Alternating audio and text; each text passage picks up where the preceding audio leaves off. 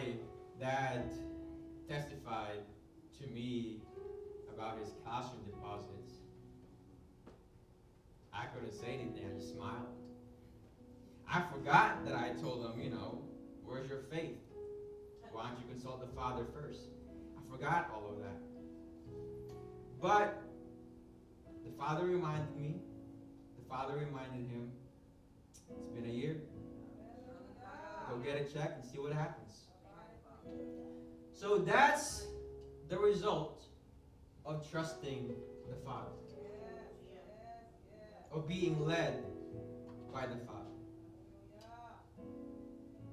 And kind of a contrast to that, and I guess this is a confession. I have my own little thing that I guess I'll share. As far as I can remember, maybe before high school and all that, I refused any and all types of medicine. When I went home to the Philippines and I had to get my wisdom tooth taken out, Pastor Isaac had to talk to me about taking anesthesia because I did not want to do it. I was thinking in my head, if they're going to take it out, if it hurts, fine by me. But my parents were asking me, and Pastor Isaac asked me on their behalf to take the anesthesia and the antibiotics to proceed with the procedure, and I did it. But since then, I don't remember taking anything else. But 2 weeks ago, when I planned a little something for my brothers and sisters, my younger brothers and sisters, that we should, we'd go fellowship and play some paintball, I had a little headache. A bad one of the worst ones I've ever had. I attribute it to the fact that I had to get the COVID shot for med school, and the next day and the day after that, my headache got worse and worse.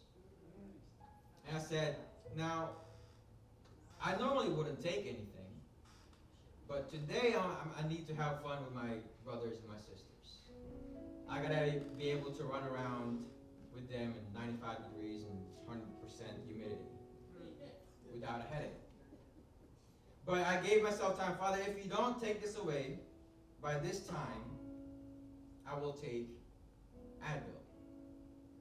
And I waited, and it got worse and worse. So that by the time we were supposed to play paintball, I took a couple. And he convicted me. And I think it will always convict me because in the path that I'm going into medicine, in this Western part of the world, it seems to run contrary to faith. That people almost always turn first to their doctors, to the medicine, to the science, before the Father. But my father and our brother in the Philippines and we have a whole lot of testimonies here with us of what happens if we turn to the Father first. Now, I don't know where I'm going with this because I already told my brother Shannon what I'm going to be talking about today. For the first time, I'm coming off of one verse, and that's Colossians chapter 2, verse 8. Now, I say this, but first we're going to go to what Pastor Isaac talked about last night in Jeremiah chapter 4, verse 1.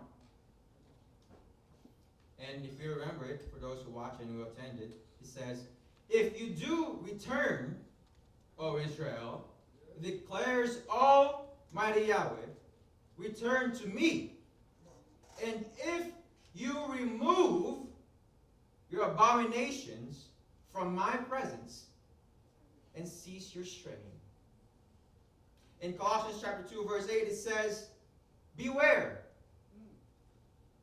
lest any man spoil you through philosophy, through vain deceit, after the tradition of men, after the rudiments or the elementary basic things of the world, and not after the Messiah." What is an abomination? Pastor Isaac broke it down last night to be the most basic thing. Idolatry. Putting anything before Almighty God. That is idolatry. Whether it's graven images or idols, whether it's yourself or your family, that is an abominable thing to the Father. And nowadays it seems as the truth is going forth, as the so-called Yahweh movement is going forth, people are falling in for philosophies, for vain deceit, for genealogies, for tradition of men, and for what? Missing to see that that is idolatry. For people have put philosophy and being right, as opposed to having the truth, in front of us, as opposed to the Father. What are we doing? What are we putting in front of us? What is leading us? Are we being led by the Spirit? Or by vain deceit? By things that we don't even notice? In Deuteronomy chapter 13, verse 12. Now the Father has a procedure for all things. And when it is a charge that he deems abominable, he has a punishment for that charge. But before he inflicts that, he has a procedure. What does verse 12 says?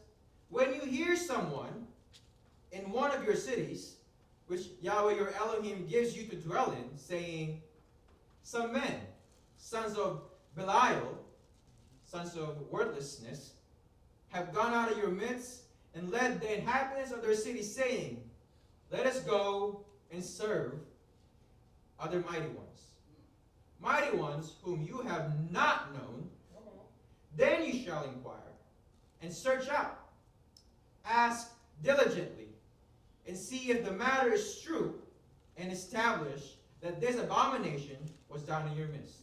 And if it is, put that city under the ban. Even the Father proves what is the charge brought against his people. Yes. But are we proving the things placed in front of us? Whether it be a faith to heal, a faith in to maintain jobs and financial prospects? Are we proving those things? Or are we just letting it get in front of us and get in the way of our walk with the Father?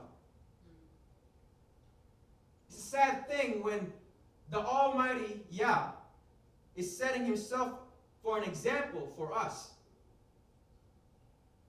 Yet, I guess like my confession, we look at something else instead of looking at him. We are being led astray by something else. Now, we talked about, we read in Colossians about being spoiled, right? To spoil you. In TS 2009, he says, see to it that no one makes a prey out of you. To take a hold of you. Do we understand what that means? It's like this. I saw it all the time when I was in school still. Whenever there's something new, or at least they think is new, they're all in that. They all want a piece of that. For what? For vain, for pride, for vanity. To say, I know this better than you. To prove themselves. But that's not wisdom.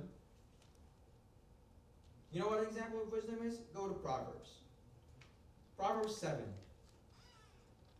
That's wisdom. We should know that, right? That what man has to offer, what man can offer, is nothing compared to what the Father has already given. But instead, as Israel has done before in the past, and as it's being done now, Shlomo guards, tells his children, tells to us, the Father is telling to us, to Shlomo, that we should guard against the stranger, the strange woman, against the foreigner. For us, who's the foreigner? Anyone who's not doing the will of the Father, who's not in the body. But sometimes it's easier to listen to them, right, than to listen to the people that the Father has given to us to listen to. Like this morning, Pastor Isaac talked about being convicted of keeping Shabbat through and through. In Isaiah 58. All the way through. That we might delight in it. But are we doing that? Or is it easier to listen to something else on the Shabbat? To talk about something else on the Shabbat? Despite what we just read, that against the foreigner that what? Flatters with their words. We think we're so slick. But the devil knows what we want and how to put it in front of us. That if we let go and look away from the Father for even 1 second, we'll be tempted. And Pastor Isaac said time and time again, he can only tempt us with what we want. But sometimes we do the devil's job for him. We go after the things that tempt us. Whether that be food or idleness. Oh, everybody loves idleness. Isn't that right, brother? Being lazy. Isn't that right, Ma? I love it. I shouldn't. But I sit on the couch and just sit. That's laziness.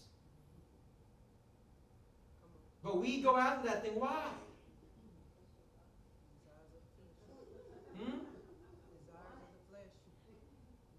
Carnality. We know that. We've known this, and as Brother Black will always like to say, now you know this. Hallelujah. We know all of this, or it's the same thing every week, every Shabbat, every month. But the Father has mercy, has patience, that even still to this day, His Spirit is striving with us to bring us into His kingdom. So in verse 21 in Proverbs 7, with her many words, she leads him astray. With her smooth lips, she seduces him. Now, I don't know about any of that.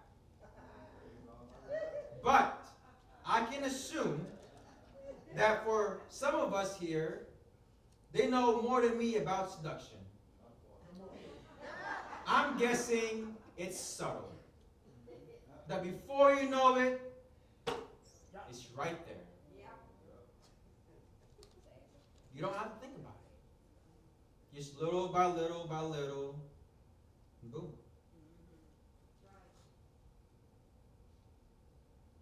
So then why do we keep falling for it? We know that sin starts where?